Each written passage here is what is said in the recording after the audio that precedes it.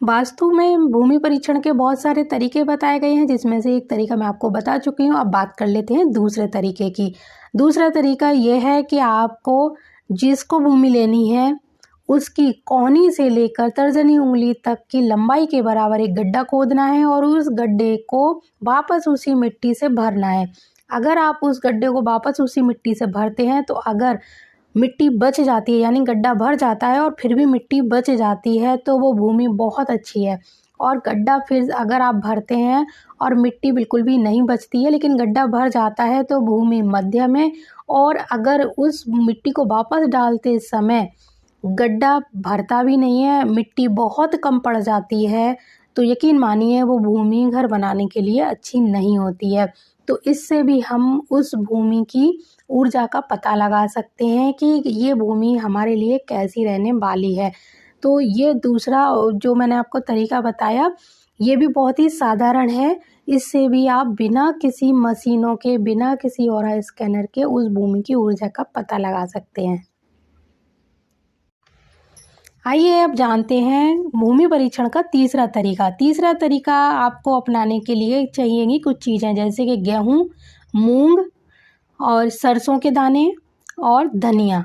इस तरह के कुछ बीज आपको लेने हैं और इनको ले जाकर उस भूमि पर बिखेरना है, यानी बोना है। उनको अंकुर फूटने के लिए उगाना है, एक तरह से जैसे कि आप फसल बोते हैं उसी तरह से ये सारे दाने मिक्स करके या फिर अलग अलग जगहों पर उसी प्लॉट में बोना है जिसको आप खरीदने वाले हैं। और पूरी अच्छे से मिट्टी को खोद कर उस पर पानी डाल के, पानी का छींटा दे के, जिस प्रोसेस से ये बोए जाते हैं उस तरह से आप इनको बो दीजिए। और 24 घंटे बाद वापस वहाँ पर जाकर देखिए। अगर पहली रात में ही इनमें से अंकुर फूटना शुरू हो जाए तो ये भूमि बहुत ही शुभ रहने वाली है। इसके अलावा अगर 3 दिन तक इसमें कोई अंकुर नहीं फूटता है या 3 से 5 दिन के भीतर में अंकुर फूटता है तो भूमि मध्यम रहने वाली है। और अगर 5 के बाद यानी 7 से 15 दिन तक इसमें अंकुर फूटता है या बिल्कुल भी नहीं फूटता है तो भूमि अच्छी नहीं रहेगी घर बनाने के लिए। ये सारी जो विधियाँ मैं बता रही हूँ ये घर के लिए है, ना कि फैक्ट्री के लिए, क्योंकि उनका वास्तु अलग होता है और घर के वास्तु के लिए भूमि परीक्षण अलग तरह से किया जाता है। तो इन सबको ध्यान में रखकर ही भूमि परीक्षण करना चाहिए। अब जानते हैं भूमि परीक्षण का चौथा तरीका। चौथे तरीके के लिए आपको लेना है एक कच्चा दीपक। उस दीपक में डालनी है 4 बातियां और उसमें डालना है घी, सरसों का या फिर तिल का तेल और उस दीपक को भर देना है।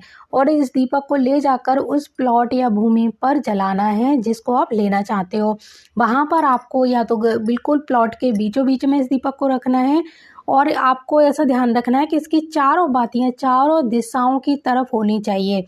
और फिर जब आप दीपक जलाओगे तो उस समय आपको ध्यान करना है इस दीपक की लौ के ऊपर पूरा, यानी आपको दीपक की लौ देखनी है कि वो कितनी ऊंचाई तक जा रही है, कौन सी दिशा की लौ सबसे तेज उठ रही है, चारों लौ बराबर जल रही हैं या कोई कम या ज़्यादा हो रही है, या फिर कोई लौ बहुत ही हल्की जल रही है या बुझ जाती है। यानी यकीन मानिए अगर चारों जो जोत हैं वो बराबर लंबाई लिए हैं, सबसे ऊंची ऊंची जल रही हैं, लंबी लंबी, तो वो भूमि बहुत अच्छी है।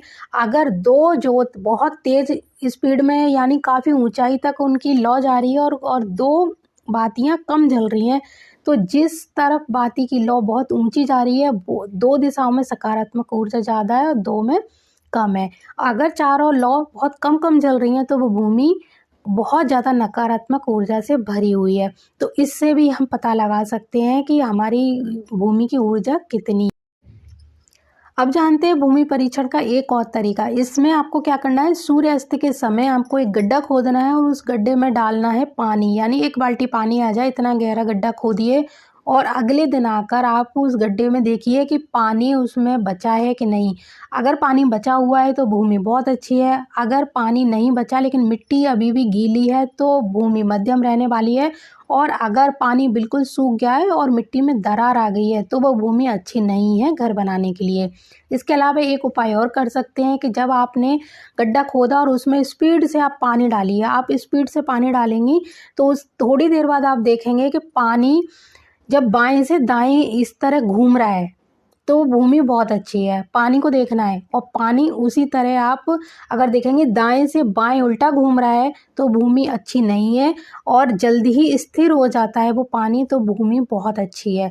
तो इस तरह से भी हम पता लगा सकते हैं। तो मैंने आपको बहुत सारी भूमि ऊर्जा यानी भूमि की ऊर्जा के साथ साथ भूमि का जो परीक्षण है वो करने की विधियां बताई, और मुझे पूरी उम्मीद है आपको ये विधियां बहुत अच्छी लगी होंगी। इनमें से जो भी आपको सही लगे, जो भी आपको सटीक लगे, और आप चाहो तो ये चारों प्रकार की विधियां करके भी देख सकते हैं। मैंने 5 या 6 तरह की विधियां आपको बताई हैं, और आप इनको अपनी भूमि पर परीक्षण करके देखिए और पता लगाइए अपनी भूमि की ऊर्जा का। धन्यवाद।